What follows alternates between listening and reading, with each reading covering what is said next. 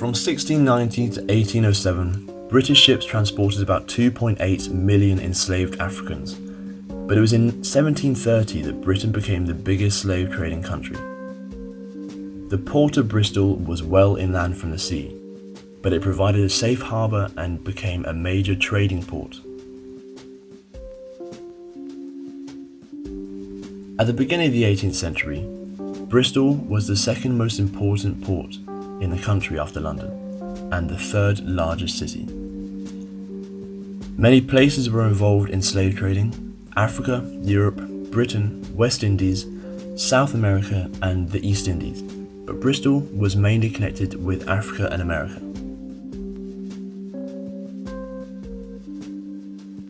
Bristol was already a thriving port before the local merchants became involved in the slave trade. Trade with Northern and Western Europe had made Bristol the second richest city of the kingdom after London. The slave trade opened up new prospects for the city.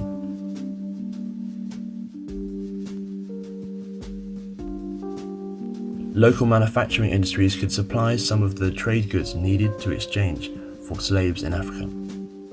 The developing colonies owned by the Europeans in North America and the Caribbean islands needed supplies from Europe. The slave-produced goods such as sugar and tobacco grown on the European-owned plantations were shipped to Bristol and provided new industries and markets for the city. The only problem was that the trade with Africa was in the hands of the Royal African Company.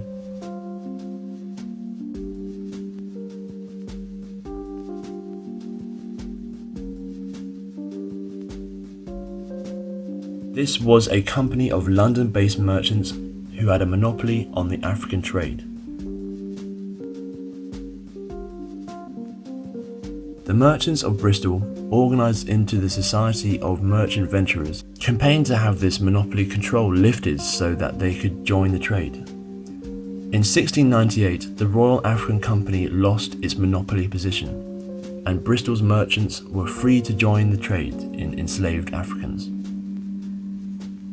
Over 2,000 slave ships left Bristol and sailed to West Africa to trade for enslaved Africans, who were then taken across the Atlantic Ocean to the British-owned islands in the Caribbean. The enslaved Africans were put to work there on the plantations, where they produced goods which were then shipped back to Bristol.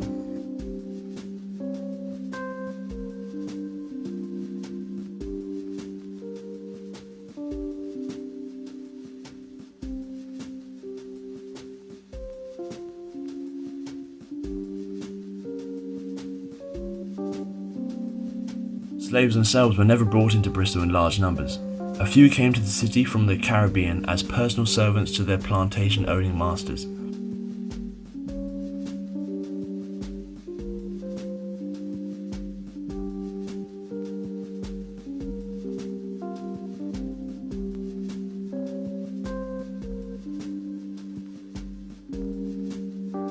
Often, a slave ship's owner allowed the captain an enslaved African as a form of payment.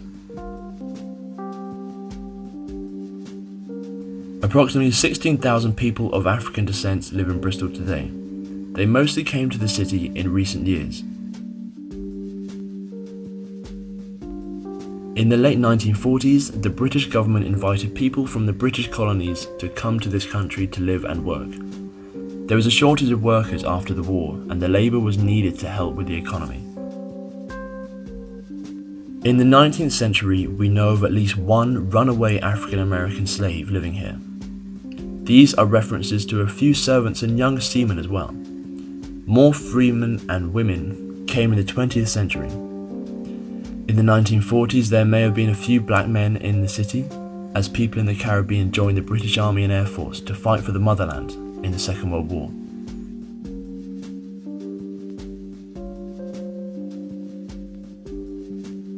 As it happened with the Caribbean workers, black workers were called by the British government when they needed to fill job vacancies in the public services.